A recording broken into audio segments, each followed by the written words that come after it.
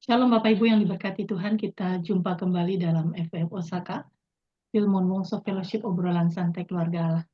Kita akan bersama-sama belajar firman Tuhan malam hari ini yang akan dibawakan oleh hambanya, Pastor Paulus Wiratno dari Denpasar, yang akan mengambil topik eksposisi Yohanes 5. Untuk hambanya, Bapak Pendeta Paulus Wiratno, waktu kami berikan. Silakan Pastor. Ya, salam semuanya. Semua bisa Shalom. dengar ya? Ya, Bisa. terima kasih untuk kesempatan ini, Bapak Ibu. Apa yang nanti akan kita bahas ini sesuatu yang sebetulnya sedang memberikan rema pewahyuan kepada saya. Kebetulan beberapa minggu ini saya keliling beberapa gereja dan saya berkhotbah mengenai menanti waktu Tuhan. Dan saya terinspirasi oleh Yohanes pasal 5 ini waktu mempersiapkan. Karena ada orang yang sudah sakit 38 tahun.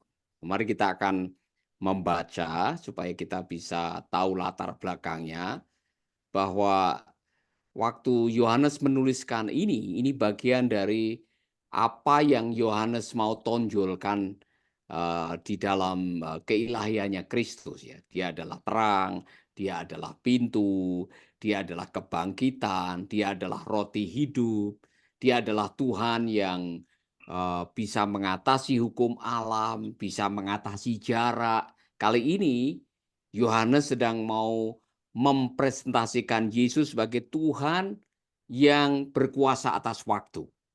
Nah, mari kita akan lihat. Sesudah itu ya, ada hari raya orang Yahudi. Ya. Dan Yesus berangkat ke Yerusalem. Di Yerusalem dekat pintu gerbang domba ada sebuah kolam yang dalam bahasa Ibrani disebut Bethesda. Ada 5 serambinya. Dan di serambi-serambi itu berbaring sejumlah besar orang sakit, orang-orang buta, orang-orang timpang, dan orang-orang lumpuh yang menantikan goncangan air kolam. Saya mau pakai kata menantikan. Dan saya membaca beberapa tafsiran bahwa ini sudah menjadi semacam tradisi. Sudah menjadi semacam kayak kepercayaan orang bahwa pada hari-hari tertentu air kolam itu akan berguncang dan keyakinan mereka nanti akan ada keajaiban. Siapa yang masuk ke air itu, siapa yang nyemplung istilahnya akan mendapatkan keajaiban, mujizat. Cuman untuk sampai di situ harus menanti. Nah, saudara-saudara, saya mau pakai kalimat ini karena nanti kita akan ketemu dengan orang yang sudah mengalami persoalan 38 tahun. Ya kan? Dan di serambi itu berbaring sejumlah orang sakit, ayat keempat, sebab sewaktu-waktu turun malaikat Tuhan ke kolam itu dan menguncangkan air itu, barang siapa yang terdahulu masuk ke dalamnya sesudah guncangan air itu menjadi sembuh, apapun juga penyakitnya. Di situ ada seorang yang sudah 38 tahun lamanya sakit. Ketika Yesus melihat orang itu berbaring di situ dan karena ia tahu bahwa ia telah lama dalam keadaan itu, berkatalah ia kepadanya, "Maukah engkau sembuh?" Bapak Ibu, ini pelajaran yang luar biasa. Menanti itu adalah bagian dari kehidupan kita. Kalau kita mau jujur, sebagian hidup kita ini adalah untuk menanti. Ya, mungkin sekarang ada yang sedang menantikan keajaiban, ada yang menantikan kesembuhan, ada yang menantikan terobosan keuangan, ada yang menantikan penyelesaian persoalan, ada yang sedang menantikan sesuatu yang sudah dimimpikan bertahun-tahun lamanya. Dan saya yakin sekali kita semua, kalau kita mau jujur, sebagian hidup kita ini habis dalam penantian. Nah, saudara-saudara, ternyata kita akan melihat tadi bukan hanya menanti air bergoncang, tapi juga ada yang sedang menanti perubahan nasib. Yaitu orang yang sakit pendarahan, orang yang sakit lumpuh 38 tahun. Saudara-saudara bisa membayangkan 38 tahun. tidak sedikit. Tetapi memang saya belajar ternyata di Alkitab ada orang-orang yang diizinkan menanti. Konon Nuh itu sejak dia dapat perintah untuk membuat bahtera sampai hujan turun itu 120 tahun. Abraham puluhan tahun menanti anak perjanjian. Yusuf 14 tahun menanti keajaiban terjadi. Musa dan umat Israel menanti 40 tahun untuk melihat tanah perjanjian. Kita semua, kalau kita mau jujur, menanti. Nah, bahayanya adalah kalau kita tidak menanti dengan benar, dalam arti seperti yang dikatakan di dalam kitab Yesaya, orang yang menanti-nantikan Tuhan akan mendapatkan kekuatan, berlari dan tidak menjadi lelah. Orang yang menantikan waktu Tuhan dengan berpegang pada janji Tuhan akan mendapatkan kekuatan. Tapi kalau kita tidak menanti dengan benar, akhirnya yang diambil adalah jalan pintas. Berapa banyak orang yang mengambil jalan pintas karena tidak sabar menanti. Nah, ini nanti saya akan mengatakan kepada Anda, ada bahayanya menanti yang terlalu lama, yaitu orang yang 38 tahun lumpuh tadi. Tapi saya mau mengatakan ini kepada kita semua, penantian yang terlalu lama bisa membuat Anda putus asa. Penantian yang terlalu lama kadang-kadang membuat kita mengambil jalan pintas, dan itu terjadi pada Abraham. Dia tidak sabar menanti kapan anak perjanjian itu lahir, kemudian dikasih saran oleh istrinya untuk meniduri pembantunya yang namanya Hagar, yang nantinya menciptakan masalah baru dalam kehidupan rumah tangga mereka, sehingga Hagar dan Ismail harus diusir dari rumah. Karena apa? Tidak sabar. Tidak sabar menanti waktu Tuhan. Ketika kita tidak sabar menanti waktu Tuhan, yang kita ambil adalah jalan pintas yang kadang-kadang tidak menyelesaikan masalah, tapi menambah masalah. Nah, saudara-saudara, saya punya pengalaman membuat jalan pintas yang salah. Saya yakin kita semua punya keputusan-keputusan yang pernah kita ambil karena tidak sabar, akhirnya kita membuat kesalahan dalam hidup ini. Dan saya harus mengatakan kepada Bapak, Ibu, dan saudara-saudara sekalian, kita semua punya. Karena tidak sabar menanti waktu Tuhan. Makanya dulu saya waktu bertobat, itu saya suka lagu ini. Walaupun ini jarang dinyanyikan sekarang. Biasanya dinyanyikan di dalam ibadah-ibadah penghiburan, ya, kalau ada orang yang mati, ada jemaat yang meninggal, kita nyanyi lagu ini. Sabar dalam susah sukarmu, sabar, Tuhan ada sertamu. Untuk sabar itu ternyata tidak gampang. Dibutuhkan pegangan, yaitu keyakinan di dalam Tuhan, yaitu berpegang kepada janji Tuhan. Saudara-saudara, saya belajar sesuatu. Ternyata di dalam bahasa Inggris kata sabar atau menunggu itu bahasa Inggrisnya wait, ya, wait, W-A-I-T, wait. Nah, Pak Rick Warren memberikan semacam akronim atau singkatan itu. Sebetulnya waktu Anda diizinkan menunggu, jangan cepat-cepat ambil jalan pintas, tetap bertahan. Kalau tidak, Anda putus asa. Putus asa seperti siapa? Putus asa seperti orang yang sakit 38 tahun lumpuh. Nah, ada yang menarik di sini karena yang tanya adalah Tuhan Yesus. Dari sekian banyak yang mengelilingi kolam itu, karena yang sakit bukan hanya yang lumpuh. Menurut tafsiran banyak orang sakit di situ, tapi yang didatangi oleh Tuhan satu orang ini. Dan yang bertanya adalah Tuhan Yesus duluan. Dan Tuhan Yesus mengajukan sebuah pertanyaan yang sebetulnya membuat kita semua harus terbuka mata kita, karena Yesus mengajukan pertanyaan ini.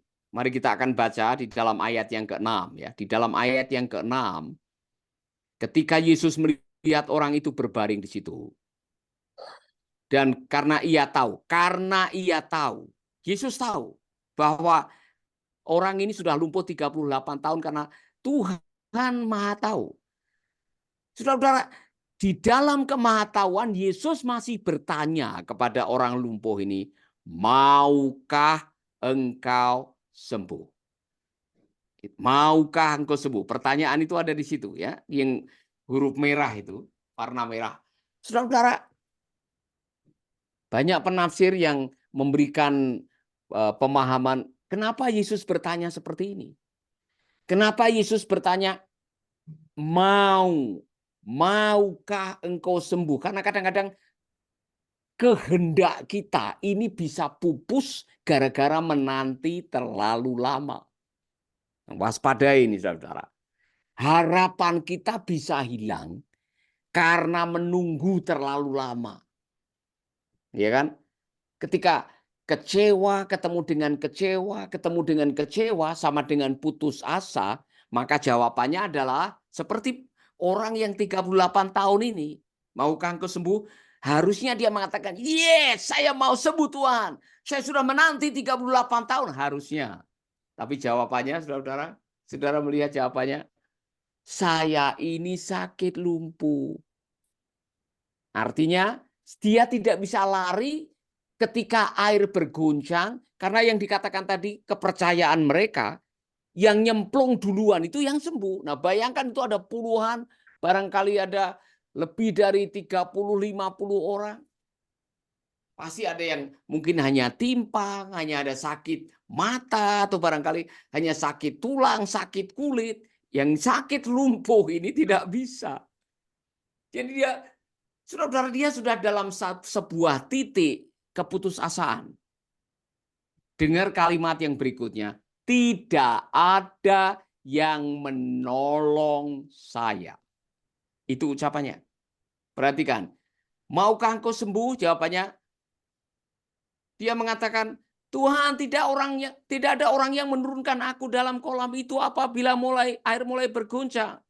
Dan sementara aku menuju ke kolam itu, orang lain sudah mendahuluiku. Kata Yesus padanya, bangunlah, angkatlah, dan berjalanlah. Nah, saudara-saudara, orang itu sudah merasa sudah tidak bisa apa-apa lagi. Jadi, ini yang Tuhan Yesus ajukan pertanyaan kepada kita semua. Pelajarannya adalah, sementara Anda menunggu, masih tidak ada harapan. Masih punya harapan, masih punya asa, masih berani beriman, masih berani percaya kepada Tuhan, karena penantian yang terlalu lama bisa membunuh pengharapan kita. Ini yang saya yakin kita semua bisa memahami kalimat yang diucapkan oleh orang yang 38 tahun ini. Saya jadi ingat, saudara-saudara, ada waktu-waktu di mana saya membawa almarhum mertua saya. Dia kena stroke kemudian lumpuh. Saya masih ingat selama 15 tahun dia lumpuh, awal-awal dia lumpuh, itu masih mau didoakan. Ikut kebaktian, mau dilayani perjamuan kudus, baca firman. Bahkan saya pernah menuntun dia membawa ke kebangunan rohani. Waktu itu ada Pak Rehat Bonke. Kemudian saya bawa dia ke lapangan, dia mau maju didoakan, coba berjalan. Dia masih semangat. Tapi setelah 7 tahun, dia tidak mau lagi didoakan. Tidak mau lagi dia membaca Alkitab, bahkan tidak mau datang kebaktian. Kenapa? Putus asa. Jadi saya mau mengatakan kepada Bapak Ibu sekalian, waspadai ketika di benak kita ini sudah ada kalimat ya nasib, ya nasib. Kemana-mana nyanyiannya, oh ya nasib, mengapa begini? Ketika sudah muncul kalimat, oh sudah nasib saya Pak, waspadai. Kalimat ya nasib, itu tanda bahwa Anda sudah tidak berani berharap lagi. Makanya Tuhan yang tanya kepada orang ini, maukah engkau sembuh? Yesus yang mengambil inisiatif. Yesus yang datang kepadanya karena Yesus tahu orang ini sudah berkali-kali barangkali ada di Bethesda, berkali-kali gagal, sudah sampai di titik ya nasib, ya nasib. Kabar baik. Kepada orang yang sedang ya nasib karena putus asa, Tuhan datang kepadanya. Artinya Tuhan peduli kepada mereka yang sedang putus asa. Tuhan peduli kepada mereka yang sudah sampai di ya nasib. Artinya Tuhan bisa mengubah nasib. Makanya dia tanya, maukah engkau sembuh? Kemarin ada beberapa pasangan yang sudah ya nasib. Suaminya minggat sudah 6 tahun.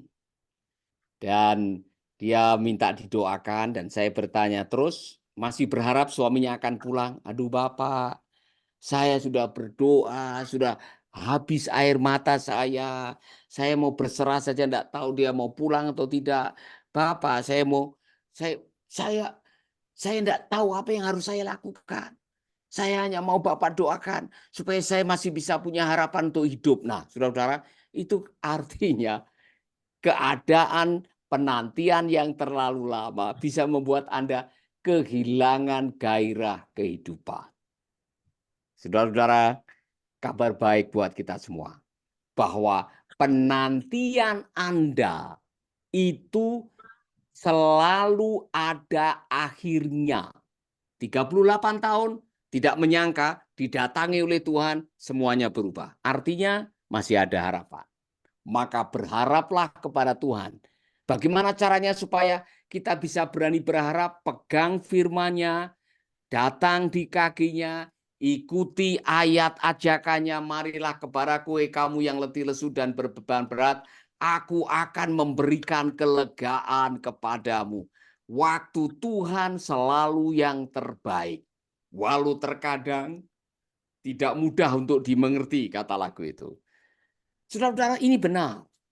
Saya sendiri mengalami waktu-waktu penantian yang, kalau saya ingat, Tuhan itu luar biasa. Ternyata ada waktunya Tuhan. Setelah pindah, sejak nikah kami pindah 23 kali. Pindah rumah 23 kali. Kami berdoa supaya ada rumah sendiri di dalam waktunya Tuhan. Pada akhirnya kami bisa punya rumah sendiri, bisa beli. Artinya apa? Segala sesuatu Tuhan sudah atur. Kenapa kita diizinkan menanti? Karena ada proses yang harus kita jalani. Amin. Bagian yang menarik juga ketika Tuhan akhirnya mengajukan permintaan kembali kepada ayat tadi, ayat yang ke-8. Ya kan, karena di dalam ayat yang ke-8 Tuhan mengetes orang ini, ya kan? Kata Yesus kepadanya, "Bangunlah, angkatlah tilammu, berjalanlah." Dan pada saat itu juga sembuhlah orang itu. Lalu ia mengangkat tilamnya dan berjalan. Menarik, saudara. Jadi mujizat itu melibatkan kerjasama. Setiap mujizat yang Tuhan mau lakukan dalam hidup kita selalu melibatkan kita. Ya kan? Seperti yang dikatakan tadi. Kamu mau mengalami mujizat? Ayo sekarang kamu ambil langkah iman. Bangun, angkat tempat tidurmu, berjalan. Bangun, angkatlah tempat tidurmu dan berjalan. Kalau saudara melihat filmnya, cuplikan filmnya, sekarang Bapak Ibu bisa menonton namanya The Chosen. The Chosen itu film modern mengenai keajaiban-keajaiban yang dibuat oleh Tuhan Yesus. Film itu memberikan pencerahan kepada saya. Orang yang sudah 38 tahun lumpuh suruh bangun, suruh berdiri, tidak gampang, saudara. Orang yang sudah terbiasa dengan keputusasaan untuk percaya kepada janji Tuhan, itu tidak gampang. Tetapi inilah cara Tuhan bekerja. Setiap kali Tuhan mau melakukan keajaiban, Tuhan menuntut kita melangkah dengan iman. Iya kan? Melangkah dengan iman berkali-kali. Setiap kali ada keajaiban selalu dimulai dengan apa bagian kita. Saya pakai istilah do your best and God will do the rest. Apa yang bisa kita lakukan? Bangun, angkat tempat tidur, berjalan. Masih ingat orang buta yang diolesi debu dengan air ludahnya? Dia suruh mandi. Dia suruh cuci muka di sebuah kolam. Masih ingat Naaman? Sebelum dia disembuhkan, dia harus mencelupkan dirinya 7 kali. Masih ingat Yosua yang mau melihat tembok rubuh, harus mengelilingi 7 kali. Artinya apa? Semua yang namanya mujizat melibatkan langkah iman yang harus kita lakukan. Itulah sebabnya ini pelajaran bagi kita, saudara-saudara, yang sedang menantikan mujizat. Jangan hanya duduk-duduk, jangan hanya melamun, menyesali nasib, meratapi, dan saudara-saudara seperti pasif dengan keadaan, pesimis dengan masa depan, tidak akan mengubah. Do your best and God will do the rest. Ada peristiwa di mana Petrus malam-malaman tidak mendapatkan apa-apa. Yesus tetap mengatakan, ayo tebarkan jalamu, tebarkan jalamu. Harus ada bagian yang harus kita lakukan. Nah, apa yang harus kita lakukan? Yang saya sebut dengan initiate action. Lakukan sesuatu. Mungkin saudara bisa melangkah keluar dari rumah, lakukan sesuatu, do your best, and God will do the rest. Yang sedang menantikan keajaiban dari Tuhan. Saya katakan, lakukan sesuatu. Apa yang bisa Anda lakukan? Mungkin dengan berdoa, mungkin ketemu dengan orang, mungkin mencoba usaha yang baru. Yang jelas tidak duduk diam. Yesus bilang, bangun, bangun, angkatlah tempat tidurmu, berjalan. Saya bisa membayangkan, saudara-saudara, tidak gampang. Tapi akhirnya Alkitab mengatakan bahwa orang itu sembuh total. Walaupun nanti ada kontroversi, karena itu terjadi pada hari Sabat. Tapi yang saya mau ambil di sini adalah Tuhan Yesus adalah Tuhan di atas waktu. 38 tahun bagi Tuhan tidak masalah. 25 tahun bagi Tuhan tidak ada masalah. Karena Tuhan punya waktu yang terbaik. Menanti 38 tahun, ada yang menanti 25 tahun, ada yang menanti 12 tahun pendarahan, ada yang menanti bertahun-tahun. Saudara-saudara, waktu Tuhan adalah waktu yang terbaik. Persoalannya adalah, bersediakah kita menunggu waktu Tuhan tadi? Resepnya adalah menanti-nantikan Tuhan. Orang yang menanti-nantikan Tuhan artinya berharap kepada Tuhan, dan sementara berharap berpegang kepada janji Tuhan, maka Tuhan akan melakukan bagiannya. Tapi kita harus melakukan bagian kita. Haleluya. Jadi hidup ini adalah sebagian besar waktu hidup kita adalah menanti. Maka saudara, belajarlah menanti dengan baik. Amin. Menanti, kalau saya pakai istilah saya wait, itu ada 4 hal. W-A-I-T. Write the lesson. Tulis pelajarannya. A, accept reality. Terimalah kenyataan yang ada. I, initiate action tadi. Angkatlah tempat tidurmu. T, trust God. Tetap percaya kepada Tuhan dan melangkah dengan keyakinan, dan kita akan melihat keajaiban. Saya tidak tahu Bapak Ibu, adakah di antara Bapak Ibu yang sedang menanti atau menunggu. Tuhan adalah Tuhan di atas waktu. Dia bisa melihat masa lalu dari masa kini. Dia bisa melihat masa depan dari masa kini, bahkan dari masa lalu. Karena dia adalah Alfa dan Omega, tidak dibatasi oleh waktu. Jadi waktu bukan masalah. Mau 25 tahun, mau 12 tahun pendarahan, mau 38 tahun, Tuhan bisa melakukan yang terbaik bagi kita. Dan kalau Bapak Ibu ada yang mengatakan, Pak, saya lagi menunggu. Supaya saya bisa tabah, sabar, kuat. Saya mau pengharapan dari Tuhan dalam hidup saya. Saya mau berdoa buat Bapak Ibu yang sedang diizinkan oleh Tuhan menunggu. Yang sedang diizinkan oleh Tuhan menanti. Ingat, waktu Tuhan adalah waktu yang terbaik. Walau terkadang sulit untuk dipahami. Tetapi nanti pada waktunya Tuhan akan melakukan yang terbaik. Amin. Mari kita berdoa. Bapa kami dalam surga, kami percaya kebenaran ini menolong kami memahami bahwa terkadang bagian dari proses kehidupan adalah menanti. Dan ketika kami menanti, kami mau belajar hikmat dari Tuhan, karena di balik penantian yang penuh dengan ketabahan, ada hikmat yang Engkau janjikan. Dan hikmat itulah yang membuat kami tidak kekurangan apa-apa.